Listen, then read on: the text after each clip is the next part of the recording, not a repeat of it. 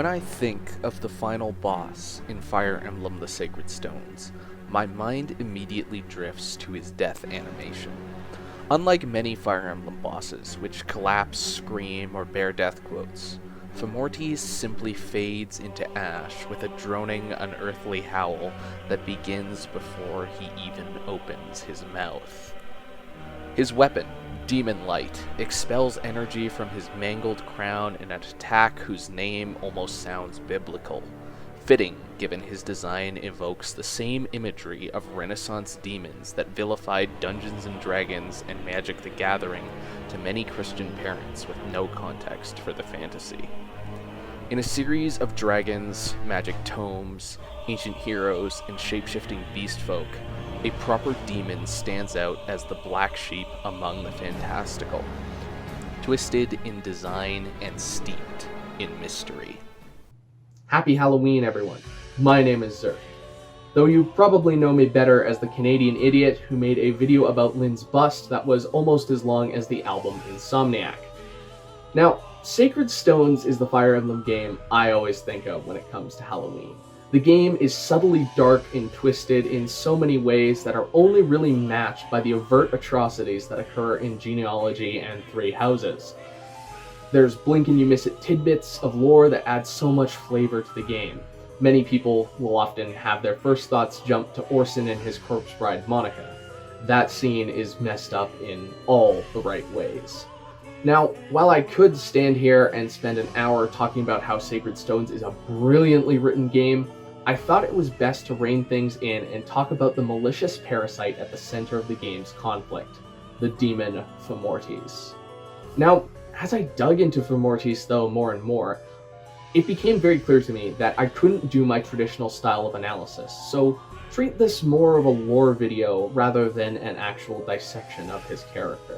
So, with that being said, as I got more questions than answers, I'd like to present those questions to you.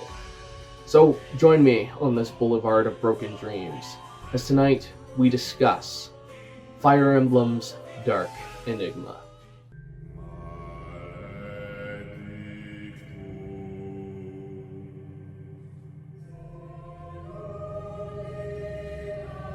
I feel it's best to start with what we know from the lore of Sacred Stones and what we can infer from there directly before we dive headfirst into full-on speculation.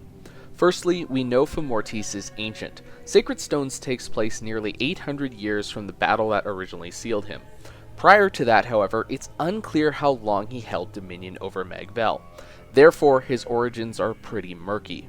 Was Fomortiis an elder evil that was always present, or was he something summoned from elsewhere by a sinister cult? It's hard to tell, but at the very least we have Morva's dialogue to confirm our timeline. Secondly, we know that there's far more going on with Fomortiis than what appears to be. Long before Three Houses overtly demonstrated the Church of Seiros controlling the spread of information with the banned books found in the DLC, Sacred Stones had already delved into the concept of revisionist history with its 5 legends. Through Saleh and Morva's dialogue, as well as that of his grandmother Dara, we show that the original oral traditions of Caer Pallin offer a very different picture of events that led to the Demon King's defeat. These are the contributions of not just Nada Kuya, a possible falchion wielder, but also the Manakete Morva, who led the 5 legends into battle. Both of them were scrubbed from history in the text that Erica and Ephraim read in Grotto, so who knows what else about the Demon King has been lost to history in this way. Lastly, we know from the actions that the Demon King takes whilst possessing Lyon and Erica's path that Fomortiis isn't exactly smart. He has a one-track mind that prioritizes his own resurrection and escaping the flesh prison of what is, to him, some random twink. What is particularly curious about Fomortiis, however, is he's the only Fire Emblem character I can think of who has his character analyzed by another Fire Emblem character and not just some random hack on YouTube. From Lyon's own mouth, we hear the following. The Demon King's desires are simple, foul but uncomplicated. He wants nothing but the destruction, conquest, and subjugation of man. Aesthetically, Fomortiis is distinct in that he is very clearly an entity all his own. With a flat, skull-like grimace for a face, and a set of horns that resemble a twisted crown, his squat bodily stance that hides his massive stature completes a macabre uniqueness to his design that clearly sets him apart from the glut of draconic final bosses that plague this series. This is reflected in his name. Fomortiis derives his name from two roots. Firstly, Fomorian. These are malevolent creatures from Irish mythology that were sea-dwelling monsters. Later depictions of them, possibly influenced by the Christianization of the region's folklore, depicted them as having bodies of men but the heads of goats, often having single eyes or single pairs of limbs. This is referenced in Fomortiis' cipher card art, which interprets the jewel in his head as a single eye.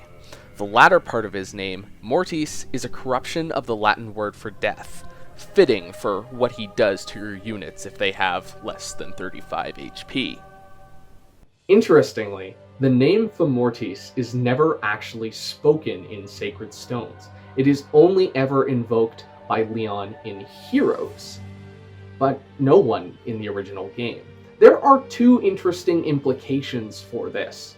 The first is that it ties into a classic literary trope that if you're a fan of D&D or the Earthsea books from Ursula K. Le Guin, you might recognize, which is that true names have power.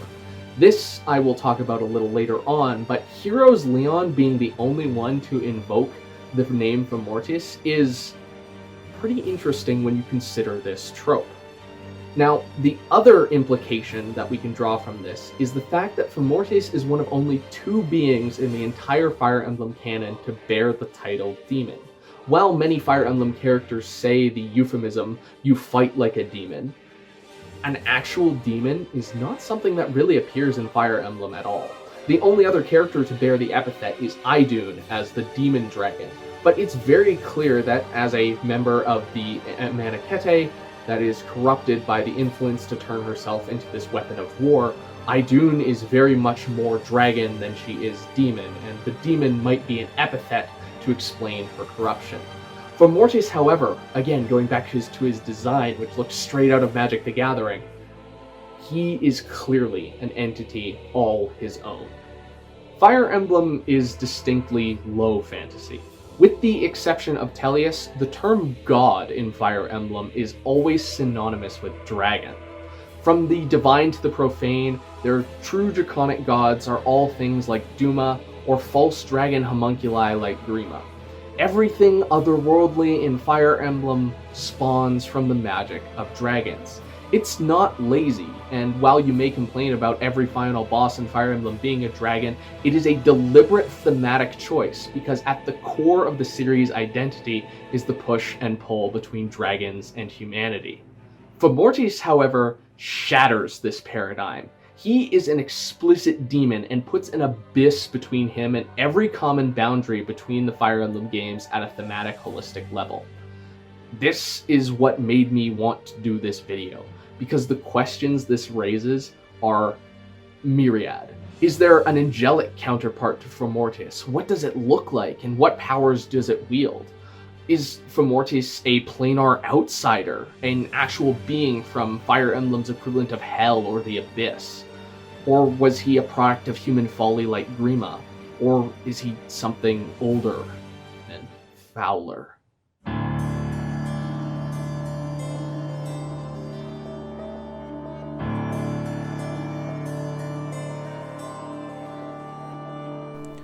I can't answer these questions, but I truly feel like answers to them do exist.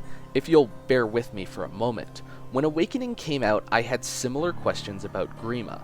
My response, however, was frustration rather than intrigue. It felt like Awakening didn't know the answers to the questions I had either. While I love the Thebes Labyrinth lore and echoes, it feels like it came in a bit too late, and its inclusion in Awakening would have made Grima the far more compelling villain he needed to be for his starring role as main antagonist.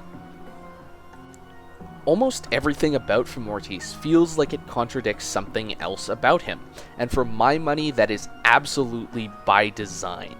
The term canon gets thrown a lot around in Fire Emblem discourse without the people using it really understanding what canon exactly entails, but that's a rabbit hole I'll need to dive into for another video.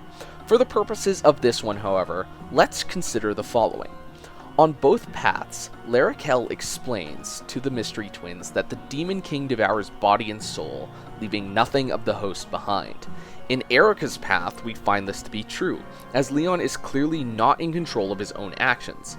But in Ephraim's path, this is in fact not the case. Lyon has been acting of his own accord. All the Demon King needed to do was plant the seed in Lyon's head and watch them grow. So who do we believe here? Larakel or Lyon in Ephraim's path? Which route is canon? Well, I can't say for certain. Canon is defined as the material accepted as officially part of the story within the fictional universe of that story. Since both routes are material accepted as officially part of the story and exist within the fictional universe of the story, they therefore must be equally canon. This discrepancy has therefore led to the popular fan theory that Ephraim's path, which does an overall better job at handling Lyon's characterization, is actually true to both paths, and Lyon is always faking his possession, even on Erica's path. When I made my original video about Lyon, I deliberately strayed away from the theory that he was faking on both paths because that video was about contrasting both paths and determining why Ephraim's path does a much better job at characterizing Lyon. And in order to do that, I had to ignore the theory because at the time, while I believed it, it was still just speculation and didn't help the argument I was trying to make in that video. But something interesting happened between now and when I made that video. Fallen Lyon got added to Heroes, and that theory may not be just mere speculation anymore. Fallen Lyon brought with him a Forging Bonds conversation that I feel works as an excellent cap to this video that I'd like to read you in full in a few moments. While it may not answer every question about Fomortiis that we discussed today, it does represent what was ultimately Fomortiis' downfall, and why he may not be the powerful ancient evil he appears to present himself as. So, to quote Lyon once more, these shallow desires are nothing to the dreams of the human heart. Thank you, Fomortiis. This has been a powerful reminder of how twisted you truly are. Bearing that in mind, I have a new order for you to follow.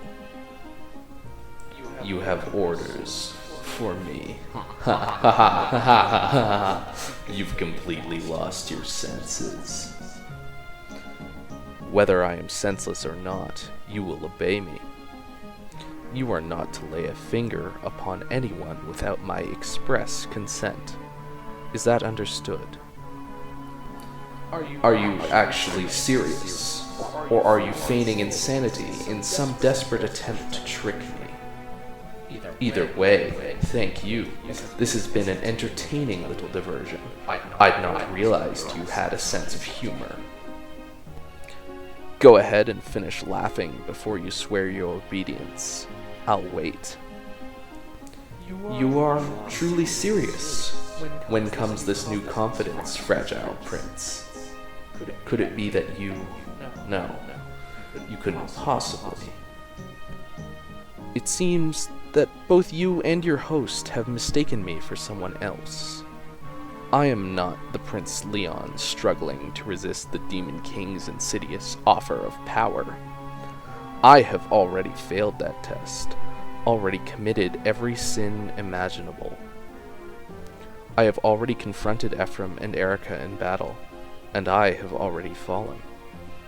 You thought you were my future. You were wrong. It is the other way around. That's not possible. You should be completely consumed, or dead. All my power was stripped from me in defeat. In that sense, I am nothing compared to you. What I do possess, however, is knowledge. I know you as well as I know my own hands. Most of all, I know in precise detail how exactly you can be destroyed. No. Madness. No. So, unless you'd like to reveal the secret of your demise to all who care to listen, you will do exactly as I say. For now, I leave you in the capable hands of the Order of Heroes, to whom you'll swear your loyalty. I trust we understand each other, Fragile King.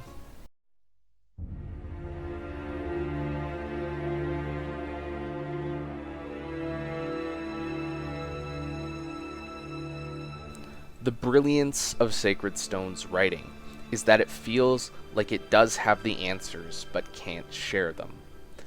If only, like Thebes, I could read the inscriptions on the walls of Lagdu ruins, or had the twins gotten to Morva before Lyon, we might have heard him out about the true nature of the Demon King. Sacred Stones' lore evokes the same feeling I get when I look at Dark Souls lore. It feels like the incompleteness is deliberate because the game wants you to think.